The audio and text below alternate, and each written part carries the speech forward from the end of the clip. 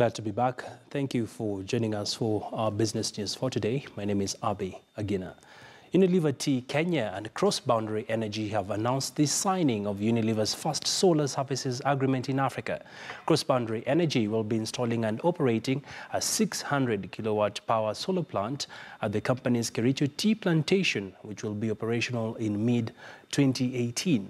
Cross Boundary Energy has commissioned Solar Century East Africa to design, procure, construct and commission the plant, and partnered with Solar Africa to act as technical partners to manage project delivery and asset management.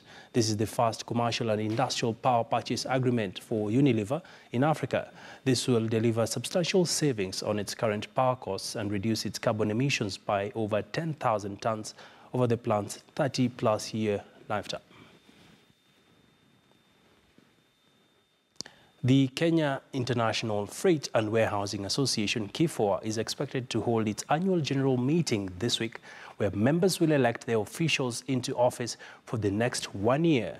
Keynote Logistics Managing Director William Ojonyo and logistics firm Bolore Africa Managing Director Auni Baiji will battle for the chairmanship position. Victor Gale tells us more over this intricate story.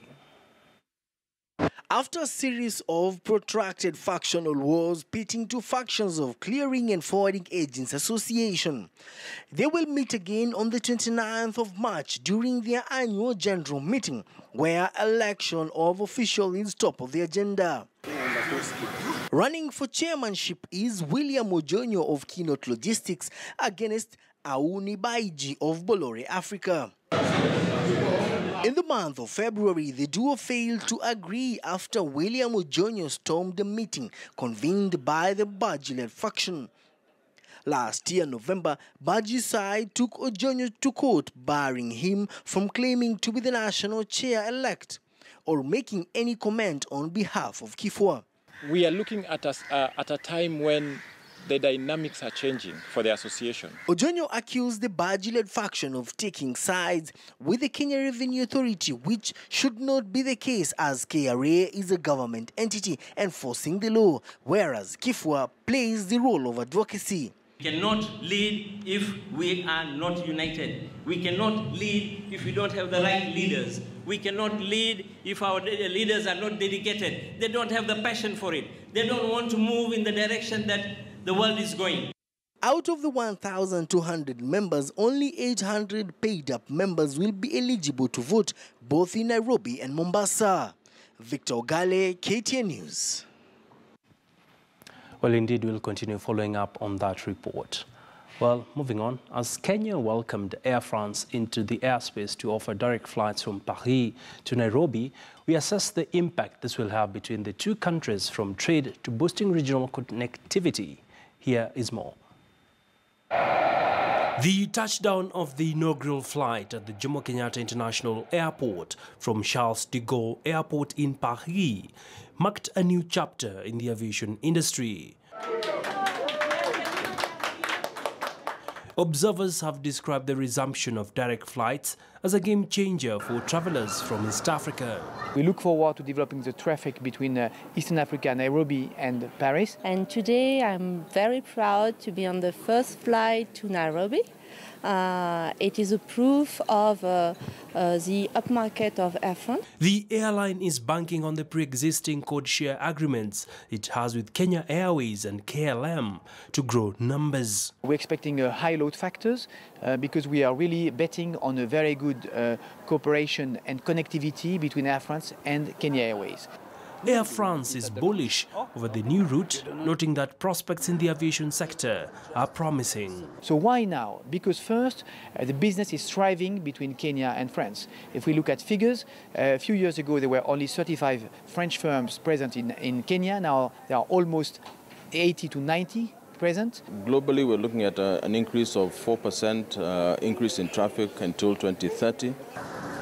The route will be serviced by a new Dreamliner, Boeing 787-9, which will be flying 3 times a week, with plans to increase the frequency based on demand projections. Air France is further expectant that the new aircraft, combined with the French high service proposition, will be a good sell for the high-end travelers who fly on business class. All our Eastern African customers will benefit from the best-in-class product. It's the newest airplane we've got in our fleet. We have redesigned the cabin and the seat for more legroom, so the comfort is very good. The launch of direct flights will predominantly be targeting business and leisure travelers along the route. Air France has its sights also set on other countries that rely on JKIA for connection flights. So the price will a bit depend about the days and the operations, but it's going to be very competitive. From a trade perspective, French interests in Kenya have solidified, especially in the manufacturing and automotive business. The resumption of the direct flights after 18 years will offer exporters an opportunity to tap into the French market as well as other European countries. Abi Agina, KTN Business. Tier 2 lender Family Bank has posted a 1 billion shilling loss in its after-tax trading results for the period ending December 2017. This marks the highest loss ever reported by the bank. Compared to its 2016 audited results, the bank had reported a net profit of 352 million shillings, and the loss has been attributed to a one-time restructuring cost as well as the interest rate cap, which has severely dented the bank's profits. Family Bank, which has a huge focus on corporate lenders as well as medium-sized businesses, has had a rough patch since last year when it issued a profit warning.